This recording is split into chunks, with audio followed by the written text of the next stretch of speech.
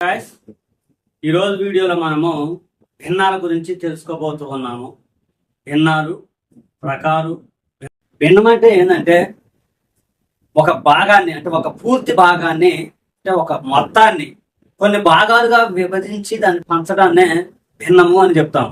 భిన్నం అని మనము చెప్తాం. ఇప్పుడు స్వీట్ షాప్ వెళ్ళామనుకోండి, దిల్పసంద్ ఉంటుంది కదా, దిల్పసంద్.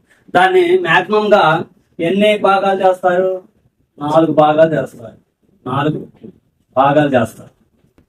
దీన్ని మనము 1/4 అని భిన్న రూపంలో వ్యక్తపరచవచ్చు అన్నమాట. 1/4 అని. ఏది ఇదంతా కాదు, ముక్కని. ఈ 4 ఉన్న ఒక ముక్కను మనం బయటకు తీసుకుంటే,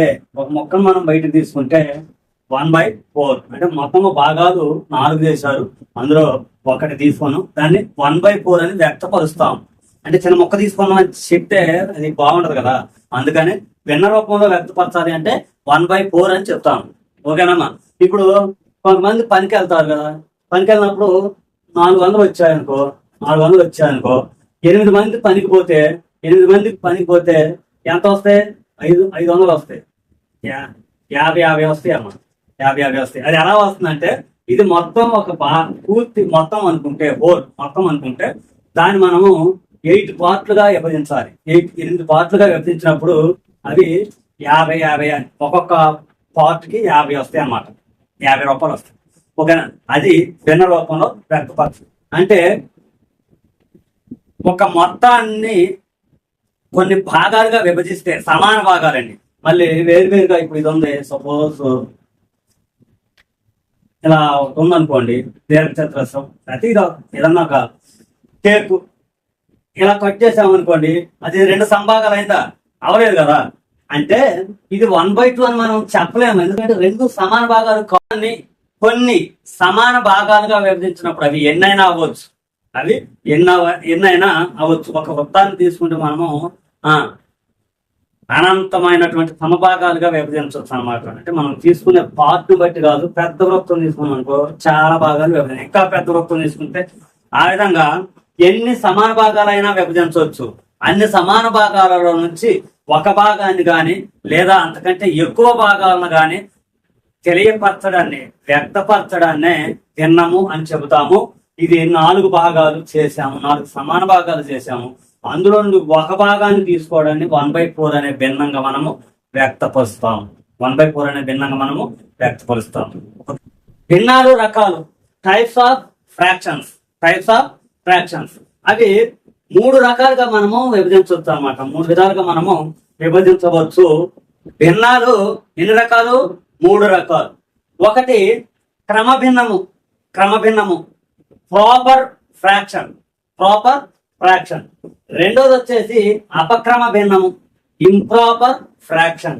మూడోది వచ్చేసి మిశ్రమ భిన్నము, మిక్స్డ్ ఫ్రాక్షన్. ఒక్కొక్క దాన్ని మనము ఏ విధంగా మరి మనం దాన్ని గుర్తించాలి అనేది మనము చూసుకున్నాం. ఇప్పుడు క్రమభిన్నానికి వచ్చినట్లయితే లవంలో ఎప్పుడు చిన్నది ఉంటుంది అన్నమాట. లవంలో ఎప్పుడు చిన్నది ఉంటుంది. 1/2, 1/7, 8/11 ఇలాగా లవంలో వాల్యూ చిన్నది ఉంటుంది, హారంలో పెద్దదిగా ఉంటుంది. దాన్ని క్రమభిన్నం అని మనము చెప్పుకుంటాము. అంటే ఒక భాగాన్ని ఇందాకట్లా మనం చూసుకున్నట్లయితే 4 సమభాగాలు చేసాం కదా, 1/4 అంటే ఒకదాన్ని 4 భాగాలు చేశాము. కాబట్టి ఇది ప్రాపర్ ఫ్రాక్షన్, క్రమభిన్నము. ఓకేనమ్మా? మరి పోతే అపక్రమ భిన్నము అంటే క్రమముగా లేనటువంటిది అనమాట, ఇంప్రాపర్ ఫ్రాక్షన్. మరి ఇంప్రాపర్ ఫ్రాక్షన్ లో హారము చిన్నదిగా ఉంటుంది అన్నమాట. ఇప్పుడు ఇందాక ఈ క్రమభిన్నంలో లవము చిన్నదిగా ఉంటుంది కదా, ఇప్పుడు వచ్చేసి హారము చిన్నది అనమాట. అపక్రమ భిన్నం అంటే ఏంటి? ఇక్కడ 3/2, 9/5, 37/8. ఓకేనమ్మా. ఇప్పుడు అపక్రమ భిన్నానికి వచ్చేసి ఎలా ఉంటది, హారంలో చిన్నదిగా ఉంటది అన్నమాట, లవము పెద్దదిగా ఉంటది. అంటే తక్కువ భాగాలను ఎక్కువ మందికి పంచాల్సి ఉంటది అనమాట, తక్కువ భాగాలను ఎక్కువ మందికి. ఇప్పుడు ఇది ఉన్నది 4 భాగాలు మనకి మొత్తం వచ్చేది, కానీ 5గురికి పంచాలనుకో, అప్పుడు ఏం చేస్తాం, మొత్తము 4 భాగాలు, కానీ 5గురికి పంచాలి. మొత్తం 4 భాగాలు కానీ 5గురికి పంచాలి. ఎలా అంటే ఈ భాగాలను కూడా మళ్ళీ మనం కొంత కట్ చేయాల్సి వచ్చింది. అలాంటిది అపక్రమ భిన్నం అన్నమాట, ఇంప్రాపర్ ఫ్రాక్షన్. ఇకపోతే ఇందులోనే తెలుస్తుంది మనకి మిశ్రమ భిన్నము అంటే మిక్స్డ్ భిన్నం అంటే plus whole number plus proper fraction రెండు కలిస్తే మిశ్రమ భిన్నం అంటే మిక్స్డ్ ఫ్రాక్షన్ అవుతుంది అనమాట. చూద్దాం అది ఎలా అంటే, ఇప్పుడు 1/4 అంటే కుటుంబ సభ్యులు 4 ఉన్నారు, 4 కుటుంబ సభ్యులు ఉన్నారమ్మా, 4 కుటుంబ సభ్యులు ఉన్నారు. 5 దిల్పాసందులు తెచ్చారు. ఓకేగా, 5 దిల్పాసందులు తెస్తే దాన్ని మనం ఎలా చేస్తామంటే 4కి 4 ఒకట్లు ఇచ్చేస్తాం కదా, 4కి 4 ఒకట్లు ఇచ్చేస్తాం. 1 మరి 5 తెచ్చాడు కాబట్టి 1 పీస్ మిగిలిదిగా, దాన్ని ఇందాకట్లాగా 1/4 పార్ట్లు చేసేసి అంటే 4 పార్ట్లు చేసేసి తలా ఒక భాగం ఇస్తారు. ఈ 1 అనేది whole number, integer part. Okay, అంటే 1 పూర్తిగా వస్తుంది. ఒక రౌండ్ పూర్తిగా వచ్చిన తర్వాత మిగిలిన ఒక్కదాన్ని 4 భాగాలు చేస్తున్నాం, అది మిక్స్డ్ ఫ్రాక్షన్. ఓకే, అర్థమైందమ్మా. ఈ యొక్క హోల్ నెంబరు మరియు ఈ ప్రాపర్ భిన్నం, మళ్ళీ ప్రాపర్ ఫ్రాక్షన్ కలిసి ఉండాలి, ఇంప్రాపర్ కాదు, ప్రాపర్ ఫ్రాక్షన్ కలిసి ఉండాలి. ఓకేనా, ఇది మిశ్రమ భిన్నం ఇదన్నమాట. అయితే ఈ మిశ్రమ భిన్నాన్ని అపక్రమ భిన్నంగా రాయొచ్చు, అపక్రమ భిన్నాన్ని మిశ్రమ భిన్నంగా రాయొచ్చు. అపక్రమ భిన్నాన్ని మిశ్రమ భిన్నంగా, మిశ్రమ భిన్నాన్ని అపక్రమ భిన్నంగా రాయొచ్చు. ఎలా, ఇప్పుడు 4కి 5 తెచ్చాం, 4కి 5 తెచ్చాం, మొత్తం జనం ఎంతమంది, 4 కానీ పంచుకోవాల్సింది ఎన్ని, 5 వచ్చింది, 5 తెచ్చారు. ఓకేనా, 4కి 5 ఈ పీసులను పంచాలి. అది మరి లవంలో బిగ్గర్ నెంబర్ ఉంది కాబట్టి, బిగ్గర్ వాల్యూ ఉంది కాబట్టి అది ఏంటి, అది అపక్రమ భిన్నం. లవంలో పెద్దది ఉంటది, అపక్రమ భిన్నం. ఓకేనా, మరి దీన్ని మనం ఎలా పంచాము, 1 ఇచ్చి 1/4 వేసాం కదా, అది మిశ్రమ భిన్నం. ఓకేనా, అంటే అపక్రమ భిన్నాన్ని మిశ్రమ భిన్నంగా మార్చాము, మిశ్రమ భిన్నాన్ని అపక్రమ భిన్నంగా మార్చొచ్చు. ఇది ఎలా మార్చాలనేది చూద్దాం. 7/3 అనేది ఏంటిదమ్మా, అపక్రమ భిన్నం. ఇది అపక్రమ భిన్నం. దీన్ని మిశ్రమ భిన్నంలోకి మార్చాలి అంటే మనం ఇలా భాగాహారం వేసి అనేది చేయొచ్చు, ఎట్లయినా చేయొచ్చు, చిన్న నెంబర్ కాబట్టి ఎట్లయినా చేయొచ్చు.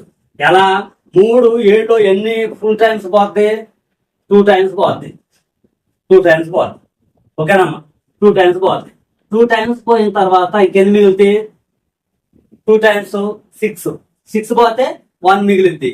1 లవంలో వేసుకుందాం అంటే ఒక భాగం, ఒక ఫుల్ మిగిలింది అనమాట. దాన్ని మళ్ళీ 2 భాగాలు చేయాలి మనం, కింద హారంలో ఎంత ఉందో అన్ని భాగాలు చేయాలి, 3 భాగాలు మనము చేయాలి. ఓకేనా, అక్కడ కనుక అర్థం అవ్వకపోతే, పూర్తిగా అర్థమైతే ప్రాబ్లం లేదంటే, అర్థం లేని వాళ్ళ కోసం మళ్ళీ ఒక్కసారి, అర్థం కాని వాళ్ళ కోసం మనం భాగిస్తాం కదా, 7ని 3 చేత భాగించాలి. 2 టైమ్స్ పోద్ది 6, రిమైనింగ్ 1 మిగిలిద్ది. ఈ 2ని మనం ఇక్కడ వేసుకుంటాం అనమాట. ఓకేనా, తర్వాత మిగిలిపోయిన 1ని పైన లవంలో వేయాలి, కింద హారంలో ఏదైతే ఉందో అది మారదు, ఇంకొక ఎగ్జాంపుల్ తీసుకున్నాను. 37/11. ఓకేనమ్మా, ఇది కూడా ఏంటి, అది అపక్రమ భిన్నమే. లవంలో పెద్దది ఉంటే అది అపక్రమ భిన్నమే. ఇది ఈ మిశ్రమ భిన్నంలోకి ఎలా మారుస్తాం, 11 33 ఎన్నిసార్లు పోద్దమ్మా, 3 సార్లు పోద్ది. మూడు సమభాగాలు చేసిన తర్వాత ఇంకెన్ని మిగులుతాయి అంటే 4 మిగిలిద్ది. 3 11 33, 4 మిగిలిద్ది బై మళ్ళీ 11 భాగాలు చేయాలి కాబట్టి 11 మారదు. హారంలోది మారదు. అపక్రమ భిన్నం నుంచి మిశ్రమ భిన్నానికి పోయినా, మిశ్రమ భిన్నం నుంచి అపక్రమ భిన్నానికి వచ్చిన హారము మారదు. ఓకేగా. నెక్స్ట్ మరి యొక్క మిశ్రమ భిన్నం నుంచి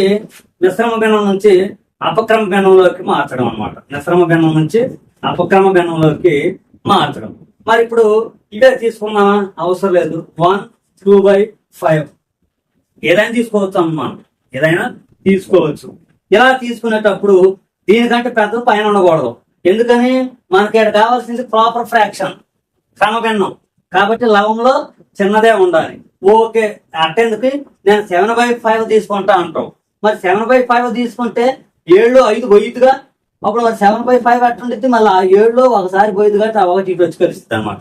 అందుకోసమనే ఇలా తీసుకుంటాం. మరి దీన్ని మిశ్రమ భిన్నం నుంచి ఏం చేయాలి? మనము అపక్రమ భిన్నంలోకి మార్చాలి. ఎలా? 5 1లో 5 ప్లస్ 2. ఓకేనమ్మా?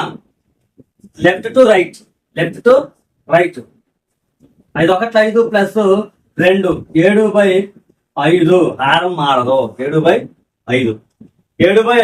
దీన్ని మార్చుకొని చూసుకోండి, అట్లయినా పర్వాలేదు. 5 7లో ఒకసారి పోయింది, 2 మిగిలింది, హారంలో 5.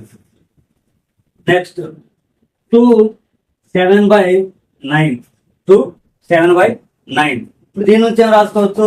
2 9 18, 2 9 18 ప్లస్ 7 25/9. అంటే 9 25లో 2 సార్లు పోయింది, 7 మిగిలింది, 9 హారంలో వేసుకుంటాం. అంటే అపక్రమ భిన్నం నుంచి మిశ్రమ భిన్నానికి మార్చడం ఇలాగూ, మిశ్రమ భిన్నం నుంచి అపక్రమ భిన్నంలోకి మార్చడము ఇలాగనమాట. Pictorial represent of a fraction అంటే పట రూపంలో భిన్నాలను వ్యక్తపరచడం అనమాట. లేదా భిన్నాన్ని పట రూపంలో కానీ పటాన్ని భిన్న రూపంలో కానీ రాయడాన్ని తెలుసుకుందాం మనం. ఓకేనమ్మా? ఇక్కడ ఏమి ఇచ్చాడంటే భిన్నం ఇచ్చాడు. ఈ పటంలో భిన్నాన్ని వ్యక్తపరచమని అడుగుతా ఉంటాడు అన్నమాట. ఓకే, ఇప్పుడు 2/5 అంటున్నాడు. ఎప్పుడైనా హారంలో ఎంతైతే నంబర్ ఉందో మనకి ఇచ్చినటువంటి పటాన్ని అన్ని భాగాలు చేసుకోవాలన్నమాట. అన్ని భాగాలు చేసుకోవాలి. ఇక్కడ మొత్తం మనం ఎన్ని చేసుకోవాలి? 5 భాగాలు చేసుకోవాలి. 5 భాగాలు చేసుకోవాలి. ఓకేనమ్మా? ఇప్పుడు ఎన్ని వచ్చినాయి? 5 భాగాలు వచ్చినాయి. లవంలో ఎంత అయితే వచ్చిందో అంత మనము షేడ్ చేయాలి. అన్నిటిని మనము షేడ్ చేయాలి. పక్కన అవసరం లేదు, వేరు వేరు చోట్ల ఆయన చేసుకోవచ్చు. అంటే హారంలో ఎన్నైతే ఇచ్చాడో అన్ని భాగాలకు మనం సమభాగాలు చేయాలి. నెక్స్ట్ లవంలో ఎన్నైతే ఇచ్చాడో అంతా షేడింగ్ మనం చేయాలి. 2/5 ఇచ్చాడు కాబట్టి రెండింటికి మనము షేడ్ చేసాం, 5 భాగాలు చేసాం. మరి ఇక్కడ 4 భాగాలు చేయాలి. హారంలో 4 ఇచ్చాడు కాబట్టి ఒక్క భాగాన్ని మనము షేడ్ చేయాలి, 1/4. ఓకేనమ్మా? మరి ఎక్కడ ఏమి ఇచ్చాడంటే 3/4 అంటే 4 భాగాలు చేయాలి. మనము 4 భాగాలు చేయాలి. మనము 3 భాగాలు షేడ్ చేయాలి. 3 భాగాలు మనం షేడ్ చేసుకోవాలి. అప్పుడు 3/4 అవుతుంది. మరి ఇది 1/3 ఇచ్చాడు అంటే హారంలో 3 ఇచ్చాడు కాబట్టి మనం ఏం చేయాలి? 3 భాగాలు చేయాలి. దీన్ని 3 భాగాలు చేసుకోవాలి. 3 భాగాలు చేసుకున్న తర్వాత ఒక భాగాన్ని మనం షేడ్ చేసుకుంటే 1/3. ఏ భాగాన్నైనా షేడ్ చేసుకోవచ్చు. ఓకేనమ్మా? 2/5 అంటే 5 భాగాలు చేసుకోవాలి. 2 భాగాలు మనము షేడ్ చేయాలి. 1/4 అంటే 4 భాగాలు చేసుకోవాలి. ఒక భాగాన్ని షేడ్ చేయాలి. 3/4 అంటే 4 భాగాలు చేసుకోవాలి. 3 భాగాలు షేడ్ చేయాలి. 1/3 అంటే 3 భాగాలు తీసుకోవాలి, ఒకదాన్ని షేడ్ చేయాలి. మరి ఇక్కడ షేడ్ చేసినటువంటి ప్రాంతం యొక్క భిన్నం విలువ అడుగుతాడు. ఇక్కడ మొత్తం ఎన్ని పార్ట్లు చేశాడయా అంటే 1 2 3 4 5 6 7 8 భాగాలు చేశాడు. 5టికి షేడ్ చేశాడు. అంటే షేడ్ చేసిన ప్రాంతము పైన 5 భాగాలు బై మొత్తం భాగాలు 8. మొత్తం భాగాలు 8. ఇక్కడ మొత్తం భాగాలు ఉన్నది 6. ఒక భాగాన్ని షేడ్ చేశాడు కాబట్టి షేడ్ చేసిన భాగము లవంలోను, మొత్తం భాగాలు హారంలోను వేసుకోవాలి. ఓకేనమ్మా. క్రమ భిన్నము, అపక్రమ భిన్నము, మిశ్రమ భిన్నము, మూడింటి గురించి తెలుసుకున్నాం కదా. ఇందులో నుంచి వాడు అంటే ఎగ్జామ్ పాయింట్ ఆఫ్ వ్యూలో ఈ క్రమభిన్నం అనేది ఎప్పుడు ఒకటి కంటే ఎక్కువ ఉంటుందా, తక్కువ ఉంటుందా, సమానంగా ఉంటుందా, అసలు చెప్పలేమా అని అలాంటి క్వశ్చన్లు అడగటం జరుగుతూ ఉంటది. క్రమభిన్నంలోకి వచ్చేసరికి ఎప్పుడు కూడా ఒకటి కంటే తక్కువగా ఉంటుందమ్మా. లెస్ దాన్ వన్ ఎల్లప్పుడూ ఒకటి కంటే తక్కువగానే ఉంటది. ఎందుకని హారం లవంలో చిన్నది ఉండాలి, హారంలో పెద్దది ఉండాలి.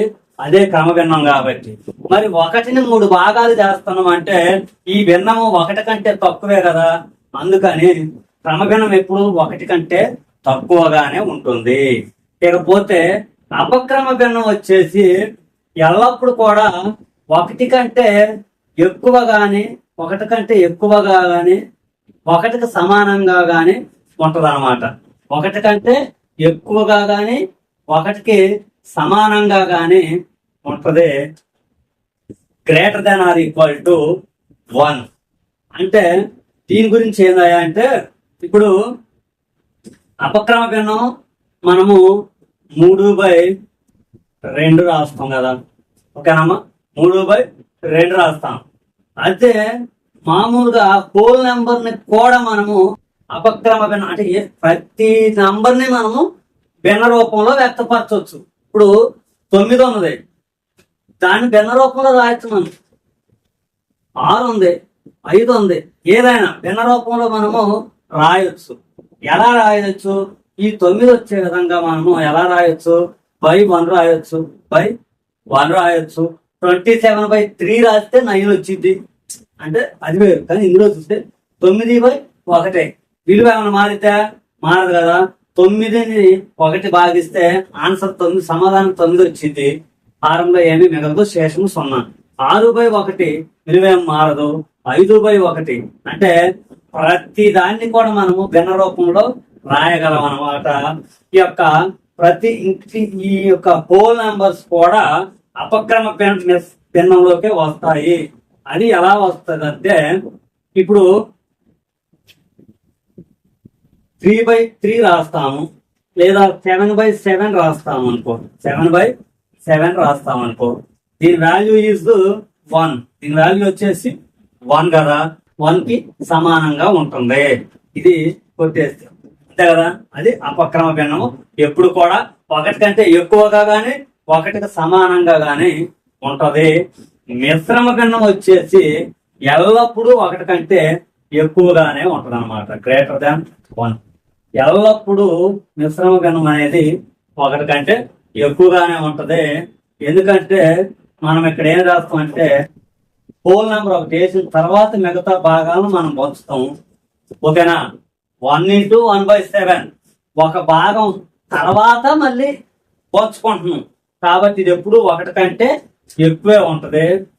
లేదు 2 × 3/4 రాయొచ్చు. 2 × 3/4 రాయొచ్చు. ఇక ఏదైనా మనం మిశ్రమ భిన్నం అనేది ఒక హోల్ నెంబర్ తర్వాత మళ్ళీ మిగిలి ఉంటది. ఆ నంబర్ తర్వాత మిగిలి ఉంటది. అందులో చిన్నది వచ్చేసి లీస్ట్ వచ్చేసి 1, కనీసం 1 రాయిస్తాం. 0 రాస్తే విలువ ఉండదు కాబట్టి.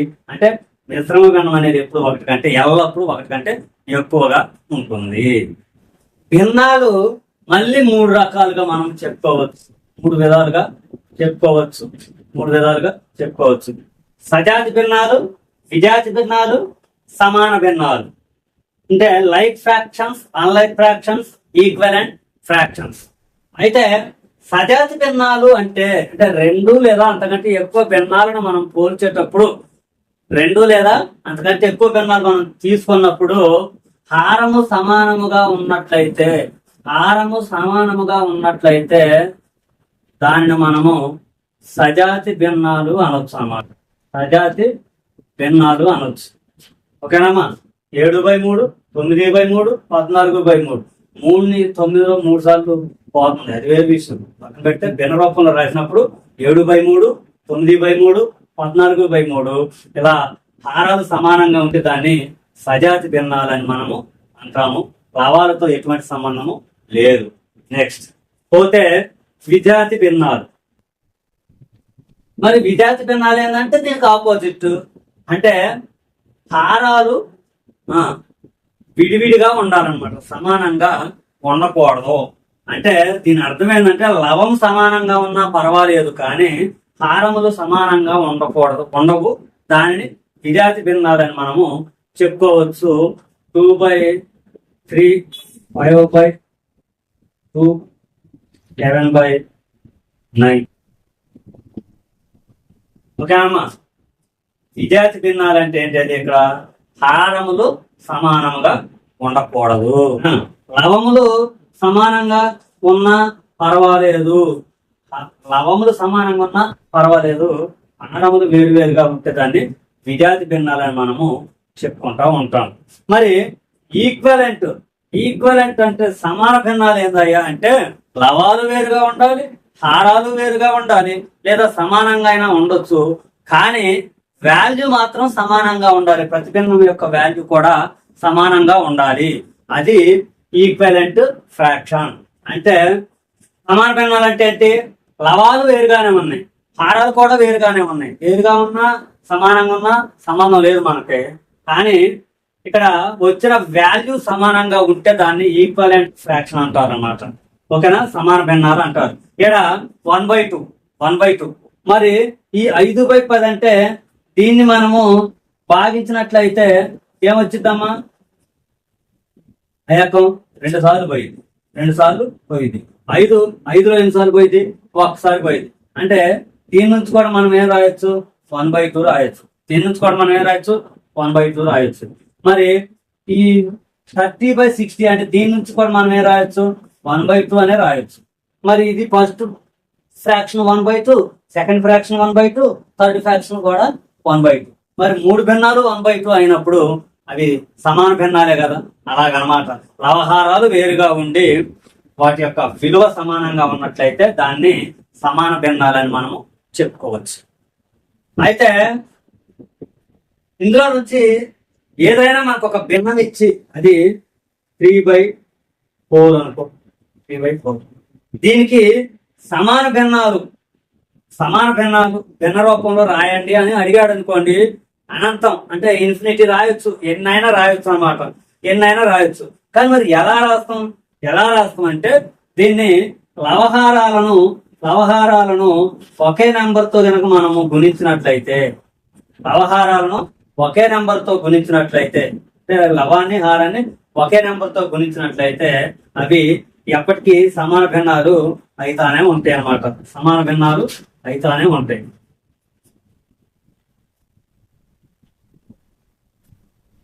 ఓకేనమ్మా. ఇప్పుడు దీని సమాన భిన్నం ఏంటది? 3x2 6/4x2 8. 6/8 అనేది కూడా 3/4కి సమాన భిన్నం. ఓకేనా? 4×3 12/4 16. 12/16 అనేది కూడా 3/4కి సమాన భిన్నం అనమాట. అంటే ఒకే నంబర్తో లవహారాలను కనుక మనం గుణించినట్లయితే ఎన్నైనా సమాన భిన్నాలు మనము ఏర్పాటు చేయొచ్చు. భిన్నాలను పోల్చడం అంటే ఇప్పుడు 2/3, 4/5, 7/2 వీటిలో ఏది పెద్దది లేదా ఏది చిన్నది, చిన్నదని అడుగుతా ఉంటారు. మరి వాటిని పోల్చాలి అంటే చిన్నదా పెద్దదా మనం కనిపెట్టాలన్నా ఆరోహణ క్రమము అవరోహణ క్రమంలో అంటే చిన్న నుంచి పెద్ద కానీ పెద్ద నుంచి చిన్న కానీ రాయాలన్నా చిన్నదేది పెద్దదేది కనిపెడితేనే కదా చిన్న నుంచి పెద్దదానికి రాసేది. ఓకేనా? మరి ఇందులో ఏది చిన్నది ఏది పెద్దది మనం తెలియాలి అంటే ముందు సజాతి భిన్నంలోకి మార్చుకోవాలి. ఓకే, హారాలు సమానం చేసుకోవాలి, లేదా లవాలైనా సమానం చేసుకోవచ్చు. హారాలైనా సమానం చేసుకోవాలి, పెద్దదా చిన్నదా కనిపెట్టాలంటే లవాలన్నా సమానం చేసుకోవాలి. ముందు మామూలుగా ఈ తర్వాత చూద్దాం. 7/2, 7/4, 7/11. ఓకేనమ్మా? లవములు మొత్తం సమానంగా ఉన్నాయి 7 7 7 by 2 by 4 by 11. అంటే ఇందులో మరి ఏది పెద్దది తేల్చాలంటే 7ను 2 భాగాలు చేస్తే 7 రూపాయలు ఇక్కడికి ఇస్తే 3.5 వస్తాయి. ఓకే కదా. మరి అదే 7ని నలుగురికి ఇచ్చారనుకో, 7 రూపాయలు నలుగురికి ఇచ్చారనుకో కనీసం 2 రూపాయలు కూడా రావు. ఎందుకంటే 4 రోజులు ఎందుకు కదా, 7 ఏమన్నాయి 2 రూపాయలు కూడా రావు. అదే ఈ 7 రూపాయలని 11 మందికి ఇచ్చామనుకోండి, ఎంత వస్తుంది? పావలా వస్తాయి. పావలా కూడా రాదు. ఓకేనా. అంటే ఇప్పుడు హారంలో ఏదైతే చిన్నదుందో అది పెద్దదే అవుద్ది. అంటే ఆపోజిట్ నడిచింది అనమాట బండి. లవంలో గనక మొత్తం సమానంగా ఉన్నట్లయితే హారంలో చిన్న నంబర్ ఉంటే ఆ భిన్నం పెద్దదైద్ది, హారంలో పెద్ద నంబర్ ఉంటే ఆ యొక్క భిన్నం చిన్నదైద్ది అనమాట. ఓకేనమ్మా, అర్థమైందిగా. అదే హారము సమానంగా ఉంటే ఒకదాన్ని 2 భాగాలు చేసినామమ్మా, 2 భాగాలు చేసాం, ఇద్దరు తీసుకోవచ్చు. మరి 4ని అంటే కదా 1ని 2 భాగాలు చేసాం. మరి 4ని 2 భాగాలు చేస్తే ఒక్కొక్కడికి ఎన్ని వస్తున్నాయి? 2 వస్తున్నాయి. ఓకేనా. మరి 7ని 2 భాగాలు చేస్తే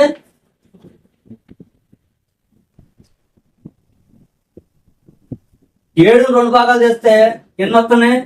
3.5 వస్తున్నాయి. అంటే ఒక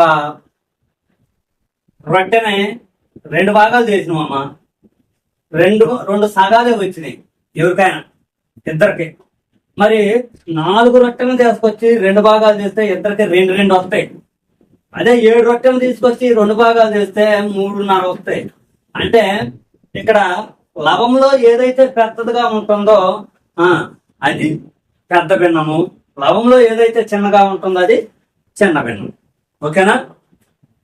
లవంలో అందుకనే ఎక్కువ మనం ఏం చేయాలంటే హారంలో సమానం చేసుకోవాలి. హారంలో సమానం చేసుకుంటే డైరెక్ట్ గా ఇది చిన్నది, ఇది పెద్దది అని చెప్పేయచ్చు. ఓకేనా. అంటే హారంలో సమానంగా ఉంటే లవంలో చిన్నది ఏదైతే అది చిన్న భిన్నము, లవంలో పెద్దది ఏది ఉంటే అది పెద్ద భిన్నము. అర్థమైంది కదా. ఇప్పుడు అడిగిన భిన్నంలో మరి లవము సమానంగా లేదు, హారము సమానంగా లేదు. మరి దాన్ని మనం చిన్నది పెద్దది ఎలా తెలుస్తాము అంటే ముందు ఈ యొక్క హారాన్ని సమానం చేసుకుంటే మనకు తేలిక అనుకుంటున్నాం కాబట్టి హారానికి ఎల్సిఎం తీసుకుందాం. ఒక 2 తీసుకుందాం. ఓకేనా. సరే 3 తీసుకున్నాం. ఎల్సిఎం తీసుకుందాం. ఏంటి అది? 2 3 5. ఈ 3 కూడా ఏ 2 కూడా ఒక రకం పోదు కాబట్టి ఈ 3 ఎల్సిఎం అయితే 2 3 6 6 5 30. ఓకేనా. ఎల్సిఎం వచ్చింది, బాగానే ఉంది. మరి ఈ ఎల్సిఎం ఏం చేయాలంటే ప్రతి చోట 30 అయ్యే విధంగా చూసుకోవాలి మనం. ఓకేనామా. హారంలో అన్ని 30s అయ్యే విధంగా మనము చూసుకోవాలి. ఎల్సిఎం చేసుకున్నాం కదా. ఈ ఎల్సిఎం అనేది మనం లవానికైనా చేసుకోవచ్చు, హారానికైనా చేసుకోవచ్చు. ఇది మామూలుగా క్లాస్ రూమ్ లోకి ఎలా చేయాలనే విధానము. ఓకే. మామూలుగా కాంపిటేటివ్ ఎగ్జామ్ లోకి అయితే ఇంకా కొంచెం తేలిగ్గా ఉంటుంది, చూద్దాం. మరి ఇప్పుడు ఎల్సిఎం ఎంత అయింది? 30 అయింది. నువ్వు లవాన్నైనా చేసుకోవచ్చు, హారాన్నైనా చేసుకోవచ్చు. కానీ హారంలో చేసుకున్నట్లయితే సమానము మనకి ఏది చిన్నగుంటే అది చిన్నది, ఏది పెద్దగుంటే అది పెద్దది. ఓకేనమ్మా. మరి లవంలో సమానం చేసుకున్నట్లయితే కిందది ఏది చిన్నదైతే అది పెద్దది, కింద ఏది పెద్ద నెంబర్ ఉంటే అది చిన్నది అవుద్ది. మరి దీన్ని ఏం చేయాలి మనము? 3 30 కావాలంటే ఏం చేయాలా? 3 × 10 వేయాలా. ఓకేనా. మరి 5 30 కావాలంటే ఎంత వేయాలా? 5 × 6 వేయాలా. మరి 2 30 కావాలంటే ఏం చేయాలా? 2 × 15 వేయాలా. 2 × 15, 2 15 30. ఓకేనమ్మా. ఆరాలన్నీ 30 అయిపోయినాయి. మరి మనం భిన్నాలు చేస్తున్నాం కాబట్టి ఈ ఒక్కదాన్ని మారిస్తే దీని విలువ అంతా సరిపోత సమానం అయితే అవదు కదా. ఇప్పుడు 3ని 10తో గుణించాం కాబట్టి ఈ యొక్క లవంలో ఉన్నటువంటి దాన్ని కూడా 10తో గుణించాలి. 2 × 10 ఏమైతే 20. 2 × 10 20. మరి ఇక్కడ 6తో గుణించాం కాబట్టి లవంలో కూడా 6తో గుణించాలి. 6 × 4 = 24. ఓకే, ఇక్కడ 15తో గుణించాం కాబట్టి పైన కూడా 15తో గుణించాలి. 15 7 10 7 70 7 5 35 105. ఇప్పుడు ఆరాలు సమానం కాబట్టి ఇందులో ఇది చిన్న భిన్నము, ఇది చిన్న భిన్నము, ఇది పెద్ద భిన్నము. ఓకేనమ్మా. లవాలు కానీ హారాలు కానీ సమానం చేసుకోవాలంటే మనం ఎల్సిఎం తీసుకోవాలి. ఎల్సిఎం తీసుకున్న తర్వాత ఏం చేయాలి? హారాలు సమానం చేసుకోవాలి. అంటే ఆ ఎల్సిఎం లో ఎంత వస్తుందో అక్కడ కింద ప్రతి దాంట్లోనే అంత వచ్చేటట్టు చూసుకోవాలి. మరి అంత రావాలంటే ఇక్కడ దాన్ని ఎంతో కొంత పెట్టి గుణించితేనే ఈ ఎల్సిఎం అంత వచ్చింది. మరి ఇక్కడ ఎంత గుణిస్తున్నామో లవణం కూడా అంతే గుణిస్తేనే దాని విలువ మారకుండా ఉంటది అనమాట. 2/12, 5/6. మరి ఇందులో ఏది పెద్దది? అది కావాలని నేను ఇక్కడ రాశాను. 2 ఎక్కం 12లో 6 సార్లు పోయిద్దాం. 2 ఎక్కం 12లో 6 సార్లు పోయింది. దీన్ని మనం 1/6, 5/6 అని రాయొచ్చు. 1/6, 5/6 అని రాయొచ్చు. ఆరాలు సమానం కాబట్టి ఇది చిన్నదే, ఇది పెద్దదే. ఓకేనమ్మా. ఇప్పుడు లవాలు సమానం చేద్దాం అనుకున్నాగా, అవసరం లేదు, ఏదైనా ఒకటే దాని తాత్పర్యం. నెక్స్ట్ అయితే మరి ఎంత ప్రాసెస్ కాంపిటేటివ్ ఎగ్జామ్ లో మనం చేసినట్లయితే సమయం వృధా అవుతుంది. మనము సమాధానం కోసం చాలా సమయం తీసుకుంటది కాబట్టి ఇప్పుడు మనం చూద్దాం. ఇప్పుడు 2/5, 3/7, 7/9, 11/12 ఇలా ఇచ్చాడు. మరి ఇలా ఇచ్చినప్పుడు మనము ఎలా సమానం అంటే ఏది పెద్దది ఏది చిన్నది ఎలా కనుక్కోవాలి అంటే ఫస్ట్ రెండింటికి తీసుకున్నామా, ఈ రెండింటికి తర్వాత ఈ రెండింటికి పోల్చాలి కదా. ఓకే, ఇప్పుడు మనం ఇందాక చేసిన ప్రాసెస్ అంతా ఏంటంటే భిన్నాన్ని మనం తెలియపరచాలి. కానీ ఇది కాంపిటేటివ్ ఎగ్జామ్ లో మనం చిన్నదేదో పెద్దదో కనుక్కుంటే సరిపోదు కాబట్టి క్రాస్ మల్టిప్లికేషన్ చేయనమ్మా దీనికి. ఓకేనా? 2 ఏళ్ళు 14, 3 5 15. 2 ఏళ్ళు 14 అమ్మా, 3 5 15. ఫస్ట్ ఏదైతే ఉందో దానితో గుణించేదే ఫస్ట్, తర్వాత ఏదైతే ఉందో దానితో గుణించేదే నెక్స్ట్. ఈ రెండిట్లో ఏది పెద్దది? ఇది పెద్దది. ఓకే, ఇది పెద్దది. నెక్స్ట్ ఇప్పుడు ఈ 7 12 84,